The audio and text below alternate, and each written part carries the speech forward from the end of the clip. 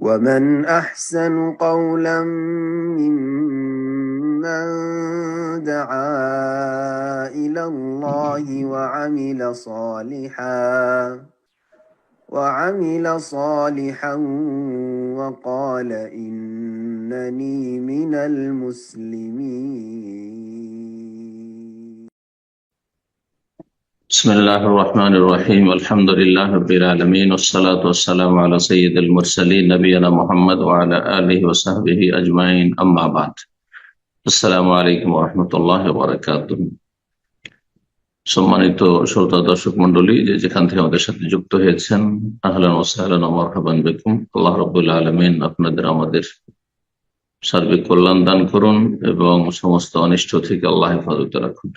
দিন দুনিয়ার উপকারী জ্ঞান অর্জনের তৌফিক দান করুন, ভালো আমলের তৌফিক দান করুন, আমাদের সার্বিক জীবনকে আল্লাহ মঙ্গলময় করুন। আজ রবিবার 11ই মুহররম 1447 হিজরি মোতাবেক 6 জুলাই 2025 আমাদের ধারাবাহিক আলোচনা ফিকহুন নিকাহ পর্ব নম্বর 2। আজকের বিষয়বস্তু হচ্ছে বিবাহের হিকমত এবং হুকুম। হিকমত বলতে রহস্য, তত্ত্ব বা উপকারিতা, ফায়দা, বিয়েতে কি ভালো উদ্দেশ্য রয়েছে যেগুলো একজন মুমিনকে বিয়ের পূর্ব থেকে রাখা উচিত,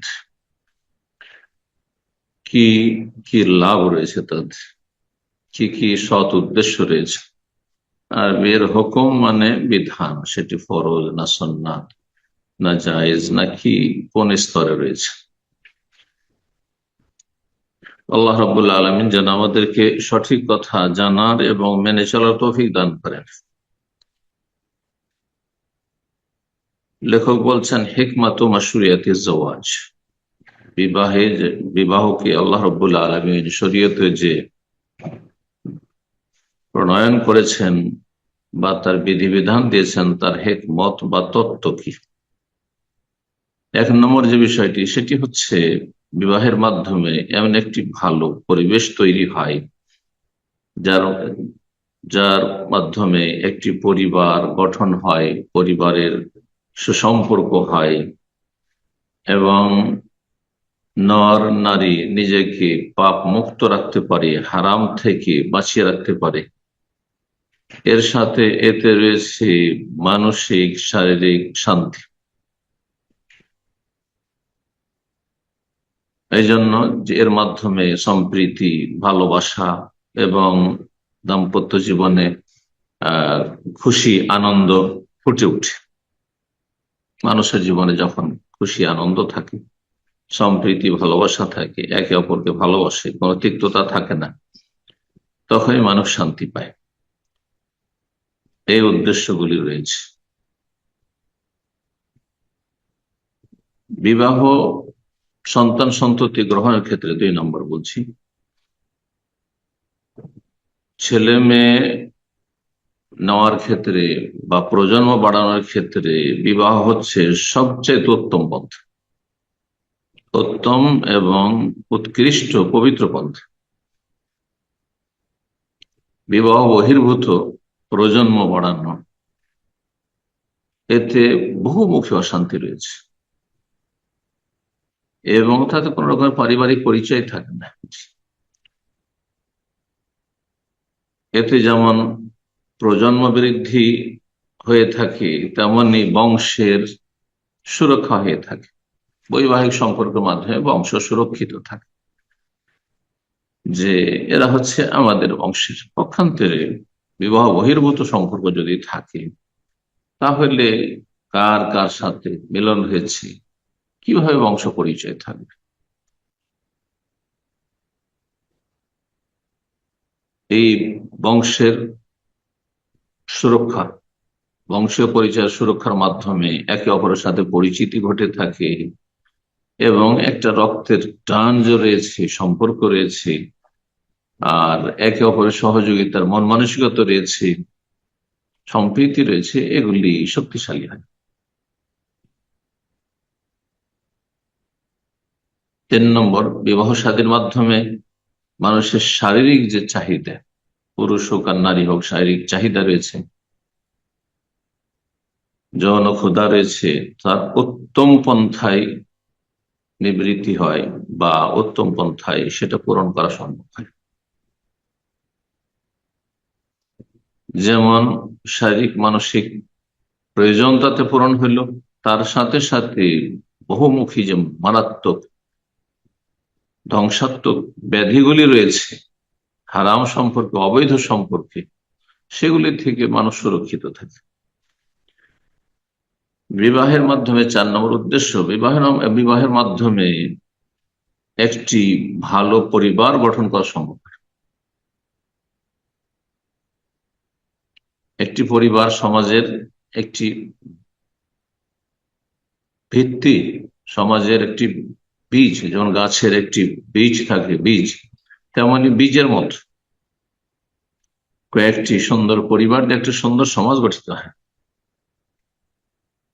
এখানে দাম্পত্য জীবনে পরস্পর সহযোগিতা থাকে, স্বামী কঠোর পরিশ্রম করে, মেহনত করে, উপার্জন করে এবং ব্যয় বহন করে, যা কিছু খরচ খরচা সংসার স্ত্রী ছেলেমেয়ের হবে সে দায় দায়িত্ব পালন করে, বাইরের যতগুলি কাজ রয়েছে সেগুলি সামলাতে হয় স্বামীকে, এবং স্ত্রী বাড়িতে ছেলে মেয়েদের প্রতিপালন করে,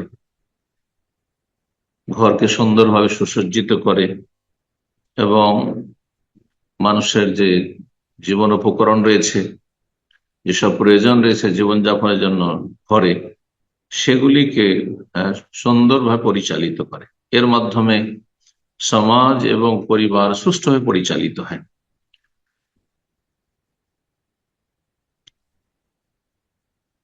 বিবাহের মাধ্যমে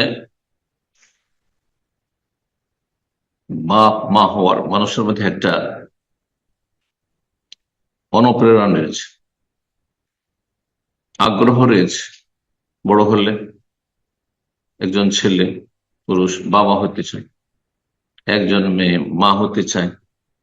এই যে মানুষের প্রাকৃতিক চাহিদা, সেটিকে পূর্ণ করা সম্ভব হয়, আর সেটা প্রজন্মের মাধ্যমে ছেলে মেয়ে ভূমিষ্ঠ হবে, এর মাধ্যমে সম্ভব হয়। তো এই সুন্দর সুন্দর রহস্যগুলি রয়েছে বিয়েতে, যার জন্য আল্লাহ রাব্বুল আলামিন বিয়ের বিধান শরীয়তে দান করেছে। বিয়ে বহির্ভূত যারা জীবন যাপন করে তারা পশুর মতো জীবন যাপন করে, তার এই সমস্ত নিয়ামত থেকে এবং মানসিক, শারীরিক, পারিবারিক, সামাজিক শান্তি থেকে তারা বঞ্চিত থাকে। এখন আলোচনা করি বিবাহের হুকুম সম্পর্কে। আমরা বিভিন্ন আলোচনায়, অনেক আলোচনা রয়েছে, সহিহ বুখারীতে বিশেষ করে বিবাহের বিস্তারিত আলোচনা রয়েছে, আমরা বিশদ আলোচনা করেছি। বিভিন্ন অবস্থায় বিভিন্ন রকমের হুকুম বিধান প্রযোজ্য হবে। লেখক যা কিছু এখানে বলেছেন, দুটো অবস্থার কথা বলেছেন, 3টি অবস্থা বলা যেতে পারে। দুটো অবস্থা এখানে আমরা আলোচনা করি। বলছেন যে সাধারণ অবস্থায় বিবাহ, যার মধ্যে শারীরিক চাহিদা আছে, কামবাসনা রয়েছে, কিন্তু ব্যভিচারের আশঙ্কা নেই, পাপে লিপ্ত হওয়ার আশঙ্কা নেই, তার জন্য বিবাহ করা সুন্নাত। তাহলে বিবাহ সাধারণ অবস্থায় করা সুন্নাত। পুরুষ হোক আর নারী হোক, পুরুষ নারী হিসাবে শারীরিক চাহিদা রয়েছে, যৌবন রয়েছে বা প্রয়োজন রয়েছে, কিন্তু এমন নয় যে খুব কঠিন অবস্থা, ব্যবহার না করলে ব্যবসায় লিপ্ত হয়ে যাবে, পাপে লিপ্ত হয়ে যাবে, এমন না। কেন সুন্নাত? যদিও গুনাহ থেকে একজন মানুষ বেঁচে থাকতে পারে, তারপরে এই জন্য যে তাতে বহুমুখী উপকারিতা রয়েছে, পুরুষ হোক আর নারী হোক এবং উম্মত হোক, সবার জন্য ফায়দা রয়েছে। পুরুষ নারী ব্যক্তি হিসাবে তার দ্বারা উপকৃত হয়, বহু ফায়দা হাসিল করে, এবং এর মাধ্যমে মুসলিম উম্মার ফায়দা। এই জন্য সাধারণ অবস্থাতেও বিয়ে করা হচ্ছে সুন্নাত, বরং আরো সূক্ষ্ম বলে সুন্নাত মুআক্কাদা, তাকিদপূর্ণ সুন্নাত। নবী সাল্লাল্লাহু আলাইহি ওয়াসাল্লাম সাহিত্য করেছে, ইয়া মাশারাশ শাবাব মান ইসতাতা মিনকুল বা'তা ফালিয়াতাযাওয়াজ। হে যুবকরা, তোমাদের মধ্যে যারা শারীরিক ক্ষমতার সাথে আর্থিক ক্ষমতা রাখে, বিয়ে শাদী করে সংসার চালিয়ে নেওয়ার, হেম্মত আছে তারা যেন অবশ্যই বিয়ে করে। 2 নম্বর অবস্থা, কিছু কিছু মানুষের জন্য, নর হোক আর নারী হোক, ছেলে হোক আর মেয়ে হোক, বিয়ে করা ওয়াজিব, ফরজ। কার জন্য? আলামা ইয়াখাফু আলা নাফসিহিল ওকুফ ফি জিনা, যে ব্যক্তির আশঙ্কা হচ্ছে যে আমি বিয়ে না করলে ব্যভিচারে লিপ্ত হয়ে যাব, সমকামিতায় লিপ্ত হয়ে যাব, হারামে অশ্লীলতায় ডুবে যাব। বিয়ে না করলে যদি এই পরিস্থিতি সম্মুখীন হয় যে আমি বাঁচতে পারছি না গুনাহ থেকে, তাহলে তখন বিয়ে করা ওয়াজিব, ফরজ।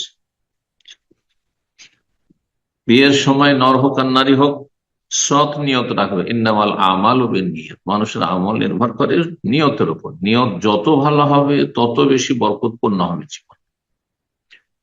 আর নিয়ত যত দুনিয়ার হবে, পরম্পরা করছেন, দেখা দেখি করছেন, সবাই সাবালক সাবালিকা হলে বিয়ে করে, বিয়ে বসে, সুতরাং আমাকে করতে হবে, কথা বলছে সেজন্য করেই ফেলি, হ্যাঁ, ইত্যাদি ইত্যাদি, এমনিতেই, তাহলে তাদের কোনো সওয়াব হবে না। কিন্তু বিয়েতে সওয়াব রয়েছে যদি নিয়ত সৎ থাকে। কি নিয়ত হতে হবে? ইফাফ নাফসিহিম, নর নারী নিজেদেরকে গুনাহ থেকে বাঁচাবে। পুরুষ নিজেকে গুনাহ থেকে বাঁচাবে এবং নিজের স্ত্রীকে গুনাহ থেকে বাঁচাবে। এর মধ্যে, বিয়ের মধ্যে একজন মেয়ে বিয়ে বসছে এই জন্য যে সে নিজেকেও পাপ থেকে বাঁচাবে এবং নিজের স্বামীকেও পাপ থেকে বাঁচাবে। আল্লাহ রাব্বুল আলামিন যা কিছু হারাম করেছে তা থেকে নিজেকে সুরক্ষিত রাখবে। এদের ক্ষেত্রে রাসূলুল্লাহ সাল্লাল্লাহু আলাইহি ওয়াসাল্লাম হাদিসে রয়েছে, ওয়াফি বুদ'i আহাদিকুম সাদাকা, তোমাদের গুপ্ত অঙ্গেও সাদাকা রয়েছে, অর্থাৎ স্বামী স্ত্রীর সহবাসও সাদাকার সওয়াব রয়েছে, সাদাকার নেকি রয়েছে। সাহাবীরা জিজ্ঞাসা, ইয়া রাসূলুল্লাহ, এটা কেমন কথা? নিছক হ্যাঁ শারীরিক পার্থিব চাহিদা পূরণ করলো, আর তাতে ওর সাদাকা, কিসের সাদাকা রয়েছে? কেমন, বুঝতে পারলাম না। নবী সাল্লাল্লাহু আলাইহি ওয়াসাল্লাম বললেন, আচ্ছা বলো তো, লাউ আযাহা ফি হারাম, যদি হারামে লিপ্ত হইতো, একজন পুরুষ নারী এই বৈবাহিক সম্পর্কের মাধ্যমে সহবাস না করে যদি জেনা ব্যভিচারে লিপ্ত হইতো, আকানা আলাইহি বিজরুন, তাহলে কি গুনাহ হইতো না? গুনার বোঝা চাপতো না? নাম, হ্যাঁ অবশ্যই। তাহলে যখন গুনাহ হইতো, যদি এই বৈবাহিক বহির্ভূত যদি শারীরিক সম্পর্ক, তাতে গুনাহ যখন হইতো, তাহলে সেই গুনাহ থেকে বাঁচলো বিবাহের মাধ্যমে, তো সেটা সাদাকা কেন হবে না? সেটাতে নেকি কেন হবে না? গুনাহ থেকে বাঁচাও নেকির কাজ।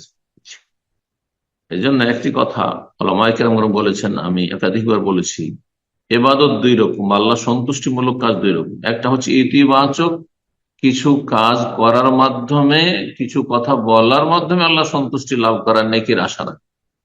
আর ইবাদত তারক, মানে কোনো কাজ করলেন না আপনি, বরং কিছু কাজ যেগুলো হ্যাঁ মন্দ কাজ, মন্দ কথা, সেগুলি থেকে বেঁচে থাকলেন, মন্দ কথা বললেন না, মন্দ কাজে লিপ্ত হইলেন না, এটি ইবাদত, নেগেটিভ ইবাদত, নেতিবাচক ইবাদত। তারপরে আমরা আর একটি আলোচনা করি, সেটা হচ্ছে স্ত্রী আপনি গ্রহণ করবেন, কেমন স্ত্রী গ্রহণ করবেন, কেমন স্ত্রী গ্রহণ করবেন। তো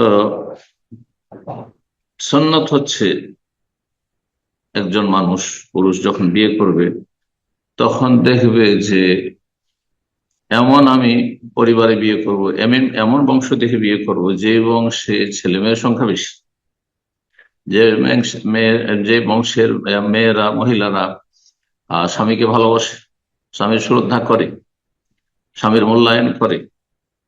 এবং রাসূলুল্লাহ সাল্লাল্লাহু আলাইহি ওয়াসাল্লাম হাদিস রয়েছে, তাজাওয়াজুল ওয়াদুদ আল ওয়ালুদ, তোমরা প্রেমময় এবং বেশি সন্তান দানকারী মেয়েদেরকে বিয়ে করো। এটা কিভাবে বুঝবেন? বিয়ে হওয়ার আগে বা ছেলে মেয়ে হওয়ার আগে বুঝবেন, তার মাকে দেখে, তার খালাকে দেখে। আপনি যে মেয়েকে বিয়ে করবেন তার ফুফুকে দেখে, তার চাচাটাকে দেখে, তার ইত্যাদি, এইভাবে তার বংশধর, তার বাবার বংশ, তার মায়ের বংশদের দেখে।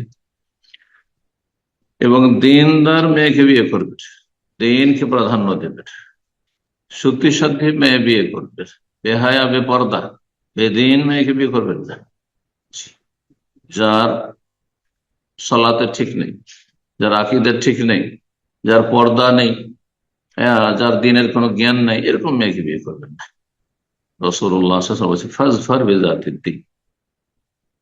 আবু হুরায়রা রাদিয়াল্লাহু তাআলা আনহু থেকে বর্ণিত, রাসূলুল্লাহ সাল্লাল্লাহু আলাইহি ওয়াসাল্লাম বলেন যে তুনকাহুল মারআতু লিআরবা, মেয়েদেরকে বিয়ে করে সাধারণত মানুষরা, এটা হচ্ছে সমাজের প্রচলন অভ্যাস, যে 4টি গুণ দেখে বিয়ে করতে গেলে। মালিহা, পয়সা আছে কিনা মেয়ের বাবার, বলে হাসাবিহা, বংশীয় মর্যাদা কেমন, হ্যাঁ সম্ভ্রান্ত পরিবারের কিনা, বলে জামালিয়া, সৌন্দর্য আছে কিনা, বলে দিন, হ্যাঁ ধর্মকর্ম করে কিনা, যদি একটু ধার্মিক হয় তাহলে একটু দেখে। আজকাল অধিকাংশ মুসলিমরা ধর্মের ধার ধারে না, হ্যাঁ সীমিত আকারে 2-4টা কাজ, মাঝে মধ্যে মৌসুমী সিজনাল, মাঝে মধ্যে হজ করে নিল, আর মাঝে মধ্যে ওই জুমাটা পড়ে নিল। তো ওদের আবার দিন দেখার কি পড়ে, সেই জন্য অধিকাংশ মুসলিমরা আজকাল দিনের কোনো পরোই করে না। পয়সা থাকলে আর দুনিয়ার এইসব স্বার্থ থাকলে আর অন্য কিছু দেখার প্রয়োজন মনে করে না, এদের জীবনে বরকত থাকে না। আল্লাহ এই 4টি গুণ মানুষ দেখে, কিন্তু এর মধ্যে প্রাধান্য দেবে কোনটি কি, এটা শরীয়তে নির্দেশ নয় যে 4টা দেখো। এক শ্রেণীর বক্তারা মূর্খ আমাদের সমাজে, ছোট কাল থেকে শুনতাম 4টি গুণ দেখে বিয়ে করো, এই কথা নবী সাল্লাল্লাহু আলাইহি ওয়াসাল্লাম কখনো বলেন। তুন কাহ বলেছে, ইন কেহ বলেন। মানুষরা এরকমটা করে, অধিকাংশ মানুষ যেটা করে সেটাই ভুল। অধিকাংশ মানুষ বিভ্রান্তিতে রয়েছে। অধিকাংশ মানুষ দুনিয়া চায়, আখেরাত চাই না। সুতরাং তুন কাহ মানে এই নয় যে বিয়ে করো, লোকেরা করে। আপনি কি করবেন? ফাজফার বিযাতিদ দ্বীন, তুমি সফল হয়ে যাও একটি দিনদার মেয়েকে বিয়ে করে। আর এটা যদি না করো তারে বাতিয়া দাগ, তাহলে তোমার হাত মাটিতে মিশে যাবে, অর্থাৎ ক্ষতিগ্রস্ত হবে। দুনিয়া দেখে বিয়ে করবে, শুধু পার্থিব স্বার্থে বিয়ে করবে, হ্যাঁ রূপ লাবণ্য দেখে শুধু বিয়ে করবে, পয়সা দেখে বিয়ে করবে, তাহলে ক্ষতিগ্রস্ত। দিনকে প্রাধান্য দিলে তাতে লাভবান। সহিহ বুখারী মুসলিমের হাদিস।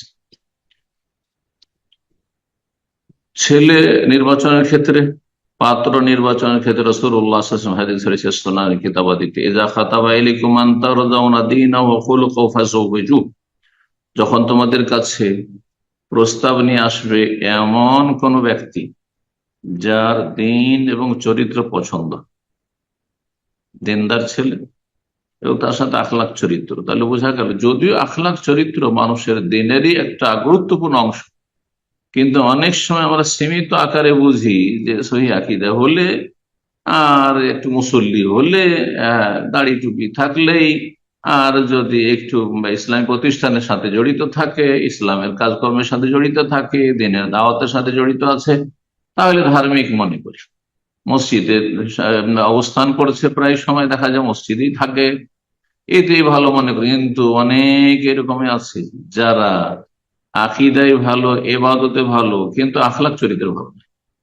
যার ফলে রাসূলুল্লাহ সাল্লাল্লাহু আলাইহি ওয়াসাল্লাম মেয়ের অভিভাবককে সতর্ক সাবধান করেছেন, ইযা খাতাবা ইলাইকুম মান তারদাউনা দীনাহু ওয়া খুলুকাহু, যখন তোমাদের কাছে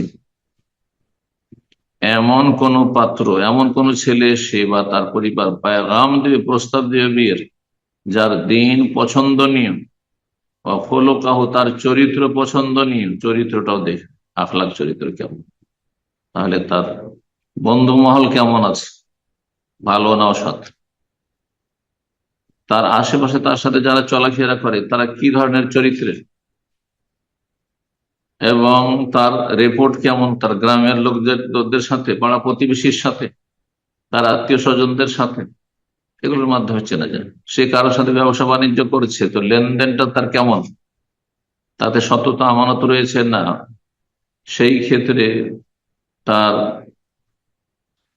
চারিত্রিক দুর্বলতা রয়েছে, আমানত দুর্বলতা রয়েছে ইত্যাদি। আখলাক চরিত্র যদি ভালো দেখো তাহলে দিনের সাথে, তাহলে ফাজাউজুহু, বিয়ে দিয়ে দাও। তাহলে হে অভিভাবক, তুমি তোমার মেয়ে, তোমার বোন, তোমার নিকট আত্মীয় মেয়ে, তার সাথে বিয়ে দিয়ে দাও। ইল্লা তাফালুহু, ভালো ধার্মিক পেলে, চরিত্রবান পেলে, শুধু গরিব একটু অভাবী সেই জন্য বিয়ে যদি না দাও, তাহলে তখন ফিতনাতুন ফিল আরদি ওয়া ফাসাদুন আলীম, তাহলে দুনিয়ায় ফিতনা হবে আর নরের ফিতনা, নারীর ফিতনা, সামাজিক ফিতনা, পারিবারিক ফিতনা, ফিতনা হবে অফাসাদুন আরিদ, ব্যাপক বিশৃঙ্খলা সৃষ্টি হবে, বিভিন্ন রকম বিশৃঙ্খলা হতে পারে, অশান্তি হতে পারে। আল্লাহ হেফাজত করুন।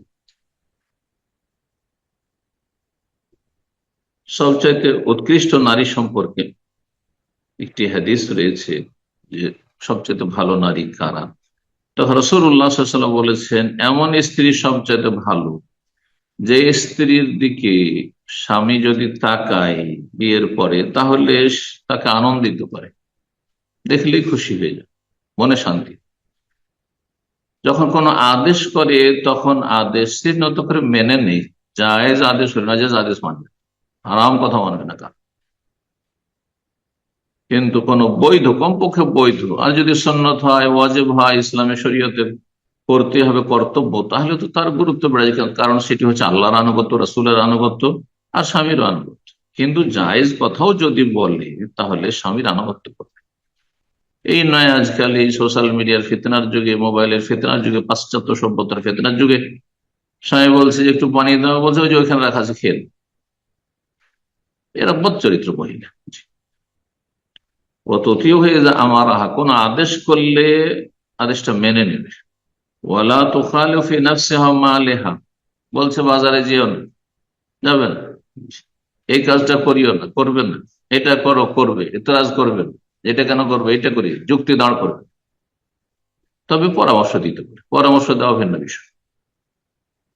ওয়ালা তুখালিফু ফি নাফসিহা মা আলাইহা বিমা ইয়াকরাহু, আর স্ত্রী তার নিজের ক্ষেত্রে এবং নিজের ধন সম্পদের ক্ষেত্রে স্বামীর বিরোধিতা করে এমন কিছু করবে না যেটা স্বামীকে অপছন্দ লাগে। এখন মহিলার পয়সা আছে, সেই জন্য সে যা ইচ্ছা তাই করছে। হ্যাঁ, মহিলা শিক্ষিতা, সে যেখানে ইচ্ছা সেখানে যেমন, না এমন কিছু করবে না যেটা স্বামীকে আহ, খারাপ লাগে বা কষ্টদায়ক হাসি। আল্লাহ রাব্বুল আলামিন যা নির্দেশ রয়েছে, ফরজ ওয়াজিব আদায় করতে, 5 ওয়াক্ত সালাত আদায় করতে হবে, আর যে সব দায় দায়িত্ব রয়েছে ছেলে মেয়েদের প্রতিপালন করতে হবে, যেটা বেশি গুরুত্বপূর্ণ, গুরুত্বপূর্ণ আগে। আজকাল অনেক মহিলারাই যেসব কাজের গুরুত্ব নেই সেগুলোকে বেশি গুরুত্ব দিয়ে বসে আছে, যেটা বেশি গুরুত্বপূর্ণ সেটাকে উপেক্ষা করছে। বিভিন্ন সোশ্যাল মিডিয়াতে, অনলাইনে কোর্স করে বেড়াচ্ছে, ও এলএম শিখে বেড়াচ্ছে, তাহলে অত এলএম হবে, আলেমা ফাকিহা হবে, অথচ বিবাহিত। স্বামীকে অবহেলা করছে, ছেলে মেয়েদেরকে অবহেলা করছে, তাদের পরিচর্যাকে অবহেলা করছে, সংসারের কাজ করছে না। হ্যাঁ, নিজের কাজে লেগে আছে, স্বামী বাইরে থেকে আসলো, ওর মতো আসলো, ওর মতো খেলো, ওর মতো গেল, আর ও লেগেই আছে, ফেসবুক নিয়ে পড়ে আছে, ও ইসলামের কাজ করছে। লা হাওলা ওয়ালা কুওয়াতা। এমন নাই। আল্লাহ রাব্বুল আলামিন যা নির্দেশ দিয়েছেন তা পালন করবে। আল্লাহ রাব্বুল নির্দেশের নীতিমালা হচ্ছে বেশি গুরুত্বপূর্ণ, তারপরে গুরুত্বপূর্ণ, তারপরে যেগুলো গুরুত্বপূর্ণ নয় কিন্তু বৈধ। এই সিরিয়াল আমাদেরকে মেনটেন করতে হবে, পুরুষ হোক আর নারী হোক। এটা যদি না করি তাহলে তখন বিশৃঙ্খলা সৃষ্টি হয় পারিবারিক। আল্লাহ রাব্বুল আলামিন যা কিছু নিষেধ করেছেন তা থেকে বেঁচে থাকবে, নর হোক আর নারী হোক, সবাই। এই ক্ষেত্রে সামিআনা ওয়া আতানা, আল্লাহর কথা, রাসূল কথা শুনলাম এবং মানলাম, ভুল ত্রুটি হয়ে গফরানাক, আল্লাহ ক্ষমা। আব্দুল্লাহ বিন আমর বিন আস রাদিয়াল্লাহু তাআলা আনহু হতে বর্ণিত, তিনি বলেন নবী সাল্লাল্লাহু আলাইহি ওয়াসাল্লাম বলেছেন, আদ-দুনিয়া কুল্লুহা মাতা, সারা পৃথিবী হচ্ছে ভোগের সামগ্রী। মাতা হচ্ছে যেগুলো অস্থায়ী ভোগের সামগ্রী, দুনিয়া কারো জন্য স্থায়ী নয়, নবী রাসূলগণের জন্য দুনিয়া স্থায়ী হয়নি। দুনিয়া হচ্ছে ক্ষণিকের ভোগের সামগ্রী। ও খায়রু মাতায়ে দুনিয়াল মারআতুস সালিহা, আর দুনিয়ার সবচাইতে উত্তম, উৎকৃষ্ট ভোগের সামগ্রী হচ্ছে নেক নারী, আল্লাহ ভীরু নারী, সৎকর্মশীল নারী, আল মারআতুস সালিহা। যত নেক হোক না কেন নর আর নারী, এটি হচ্ছে দুনিয়া, স্থায়ী থাকবে। আপনি আপনার স্ত্রীর আগে চলে যাবেন, অথবা আপনার স্ত্রী আপনার আগে চলে যাবে, এর নামই হচ্ছে দুনিয়া। একমাত্র খালেদিনা ফিহা, চিরকাল থাকার সুযোগ হবে যদি দুনিয়ায় ভালো আমল করে, ঈমান আমলের মাধ্যমে, মেহনত পরিশ্রমের মাধ্যমে, পরকাল সম্পর্কে চিন্তাশীল হয়ে কর্মতৎপর হওয়ার মাধ্যমে জান্নাত হাসিল করতে পারে। লা ইয়াবগুনা আনহা হেওয়ালা, সেখান থেকে কোনদিন স্থানান্তরিত হইতে হবে না। আল্লাহ রাব্বুল আলামিন আমাদের সকলকে জান্নাতুল ফিরদাউস দান করেন। এই হাদিসটি সহিহ মুসলিমে রয়েছে, দুনিয়া মাতা ওয়া খায়রুল মাতাই দুনিয়া আল মারআতুস সালিহা, দুনিয়া সবই ভোগের সামগ্রী, ক্ষণিকের, এবং সবচেয়ে উৎকৃষ্ট ভোগের সামগ্রী হচ্ছে নেক স্ত্রী। আল্লাহ রাব্বুল আলামিন আমাদেরকে যেন যাওজাতান সালিহা দান করেন। রব্বানা আতিনা ফিদ দুনিয়া হাসানা ওয়া ফিল আখিরাতি হাসানা ওয়া কিনা আযাবান নার। রব্বানা হাব লানা মিন আজওয়াজিনা ওয়া যুররিয়্যাতিনা কুররাতা আ'য়ুনিন ওয়াজআলনা লিল মুত্তাকিনা ইমামা। রব্বানা তাকাব্বাল মিন্না ইন্নাকা আনতাস সামিউল আলিম ওয়া তুব আলাইনা ইন্নাকা আনতাত তাওয়াবুর রহিম। সুবহানা রাব্বিকা রাব্বিল ইজ্জাতি আম্মা ইয়াসিফুন ওয়া সালামুন আলাল মুরসালিন ওয়ালহামদুলিল্লাহি রাব্বিল আলামিন।